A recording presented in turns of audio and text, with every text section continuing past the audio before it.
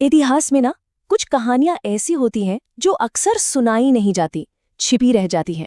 आज हम एक ऐसी ही कहानी की बात करेंगे। ये कहानी है दमन की, और उस दमन के खिलाफ उठी एक जबरदस्त आवाज की। ये कहानी है डोला प्रथा की। तो आखिर ये डोला प्रथा थी क्या? चलिए सीधे इसकी जड़ों तक चलते हैं और समझने की कोशिश करते हैं कि ये प्रथा असल में थी क्या, और समाज के एक बहुत बड़े हिस्से पर इसका कैसा भयानक असर पड़ा।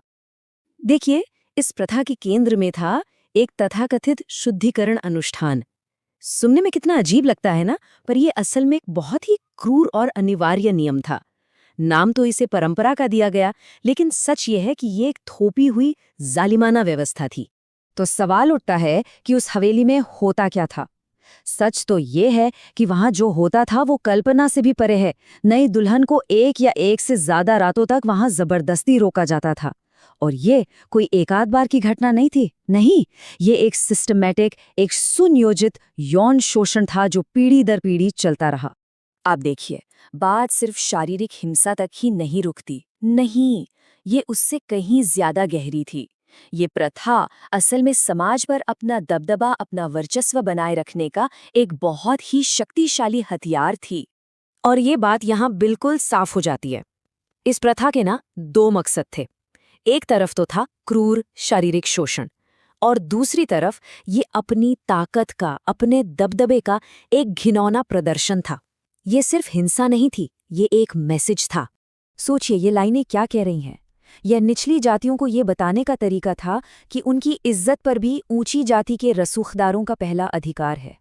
ये सिर्फ एक हमला नहीं था, ये लोगों के आत्मसम्मान को, उनकी गरिमा को पूरी तरह से कुचल देने की एक सोची समझी ठंडी साजिश थी। तो सवाल ये है कि कोई इसका विरोध क्यों नहीं करता था। सच ये है कि विरोध की कीमत बहुत ज्यादा थी। जो भी परिवार जरा सी भी हिम्मत दिखाता, उसे या तो मार दिया जाता या फिर पूरे परिवार को गांव से ही निकाल दिया जाता था। और जानते हैं, इसी डर ने, इसी खौफ ने इस जालिमाना प्रथा को दशकों तक जिंदा रखा। लेकिन कहते हैं ना, जुल्म जब हद से बढ़ जाता है तो कहीं ना कहीं से एक चिंगारी सुलग ही उठती है। तो चलिए अब कहानी के उस हिस्से में चलते हैं जहां आतंक का ये साम्राज्य आखिरकार ढहना शुरू हुआ। देखिए, 1970 का दशक, ये एक टर्निंग पॉइंट था। इससे पहले तक तो डर का माहौल था, सब चुपचाप सह रहे थे। लेकिन 70 के दशक में, खासकर भोजपुर और सेंट्रल बिहार में, लोगों का गुस्सा फूट पड़ा। जो पीड़ा दशकों से दबी हुई थी, वो अब एक खुले विद्रोह का रूप ले रही थी। और ये बदलाव यूं ही नहीं आया, इसके पीछे कई बड़ी वजहें थीं। एक तरफ जगदेव प्रसाद जैसे नेताओं की शोषित इंकलाब वाली विचारधारा थी। दूसरी तरफ बिहार में वामपंथी और नक्सली आंदोलनों का असर भी बढ़ रहा था। और सबसे बड़ी बात, लोगों में एक नई चेतना जाग रही थी। एक सीधी सी बात कि हमारी बहू बेटियों की इज्जत किसी की जागीर नहीं है। बस इसी सोच ने लोगों को खड़े होने की ताकत दी। और फिर खेल पलट गया। अब हम देखेंगे कि कैसे संगठित प्रतिरोध ने पूरा पासा ही पलट दिया और कैसे डर ने अपना पाला बदल लिया। ये कोई यूं ही बिना सोचे समझे किया गया विद्रोह नहीं था। नहीं, इसके पीछे एक पूरी रणनीति थी, एक पूरा मेथडोलॉजी था। सबसे पहले लोग आंदोलनों के तहत एकजुट हुए, संगठित हुए। फिर गांव में अपनी जन अदालतें लगाईं, और इन अदालतों में उन जमींदारों को सजा दी जाती थी जो अब भी इस प्रथा को चला रहे थे।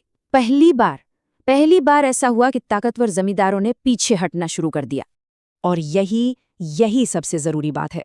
वो डर जो इतने सालों से जुल्म करने वालों का सबसे बड़ा हथियार था, अब वही डर उनके खिलाफ इस्तेमाल होने लगा था।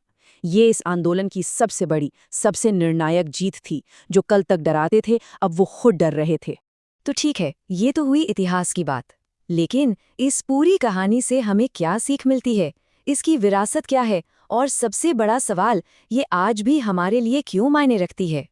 स्रोत इस पर एक बहुत ही तीखा सवाल उठाता है। वो कहता है, जो लोग आज लोकतंत्र खतरे में है का नारा लगाते हैं, उन्हें याद दिलाना जरूरी है कि इसी लोकतंत्र के साये में दशकों तक डोला प्रथा जैसी अमानवीय परंपरा फलती फूलती रही। मतलब ये हमारी पूरी राजनीतिक व्यवस्था की उस खामोशी पर एक सवाल है जिसके होते हुए भी दशकों तक ये सब चलता रहा। और ये एक और बहुत बड़ा सवाल है जो समाज के दोहरेपन को सामने लाता है कि भाई धर्म और मर्यादा के वो सारे स्वयंभू ठेकेदार उस वक्त कहाँ थे जब इस प्रथा के नाम पर खुलेआम महिलाओं के सम्मान को लूटा जा रहा था। तब उनकी नैतिकता कहाँ थी। और ये देखिए आज की राजनीति की एक कितनी कड़वी, कितनी बड़ी विडंबना है कि जिन कंधों ने पीढ़ियों तक अपमान की डोली उठाई, आज वही कंधे नेताओं को संसद तक पहुंचाने का काम करते हैं। और आखिर में ये एक लाइन शायद इस पूरी कहानी का सार है। सत्ता का संरक्षण जब कुरीतियों को मिलता है तब डोला परंपरा बन जाता है और विरोध गुनाह। ये हमें एक बहुत बड़ी चेतावनी देता है सत्ता, परंपरा और अन्याय के इस खतरनाक रिश्ते के बारे में। ये हमें याद दिलाता है कि जब ताकत गलत चीज़ों का साथ देती है तो जुल्म परंपरा बन जाता है और उसके खिलाफ आवाज़ उठाना गुनाह। और ये हमें सोचने पर मजबूर करता है कि क्या आज भी ऐसी ही कोई परंपरा किसी और रूप में, कहीं और, सत्ता के संरक्षण में जिंदा तो नहीं है।